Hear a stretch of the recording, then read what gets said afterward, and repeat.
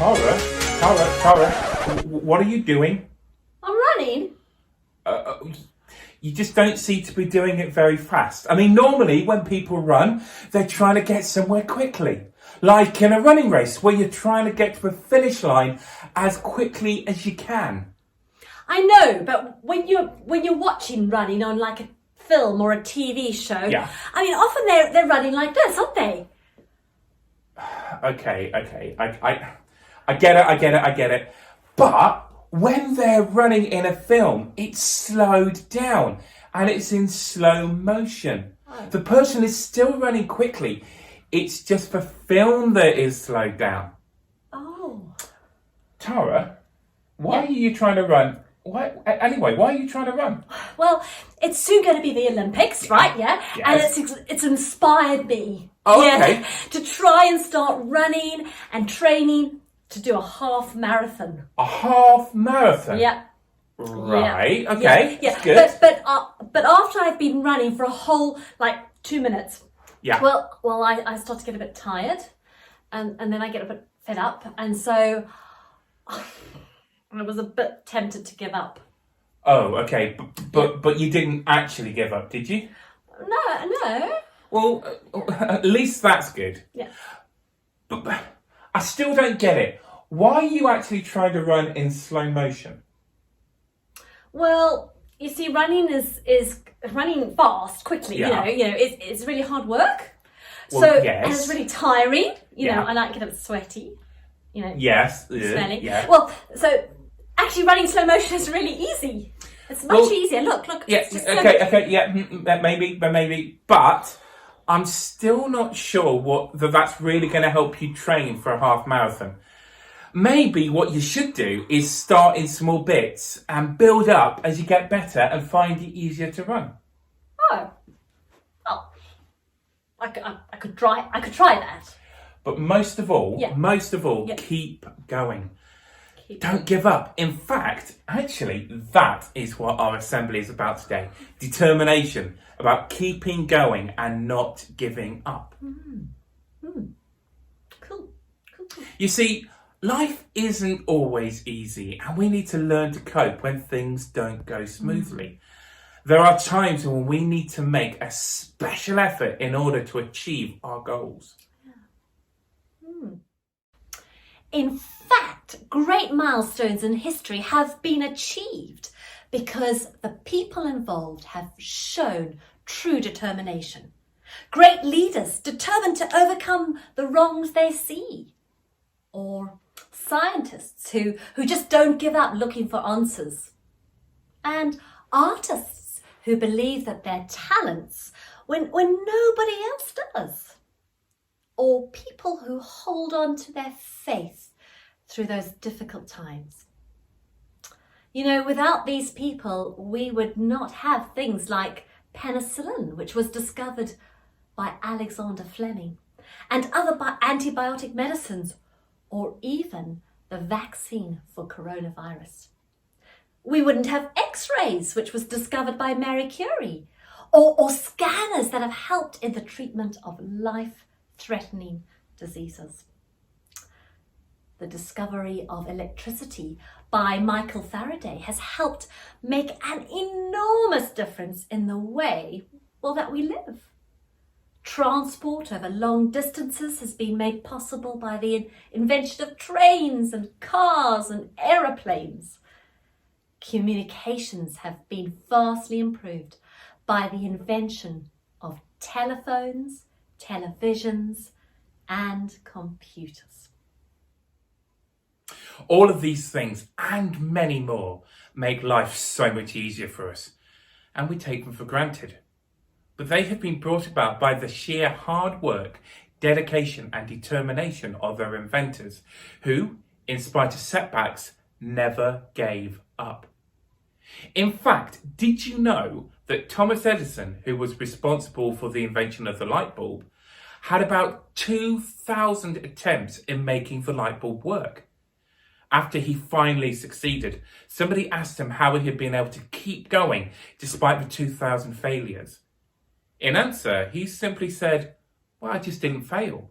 I found 2,000 ways not to make a light bulb. I just needed one way to make it work. There are so many great sportsmen and women who have to train every day to achieve the very best results and get to the top of their sport. You know, we don't see the hours and hours of hard work that they put in to make such results possible. We get to see the glamorous side of their lives and the media praise for their victories. But you know, it's important to realise that a lot of hard work is needed, both mentally and physically, to reach their goals. Nothing is achieved without some sort of effort, as is shown in this story. The idea for it came from a story told by Aesop, a famous Greek storyteller. There had been very little rainfall in the land where Johnny Crow lived, and he was desperately in need of a drink in order to survive. He flew around anxiously looking for water. He saw a large pitcher, which is a kind of tall jug used for carrying water. Landing gently on its rim, he looked down into its narrow depths. He could see some water reflecting in the sky.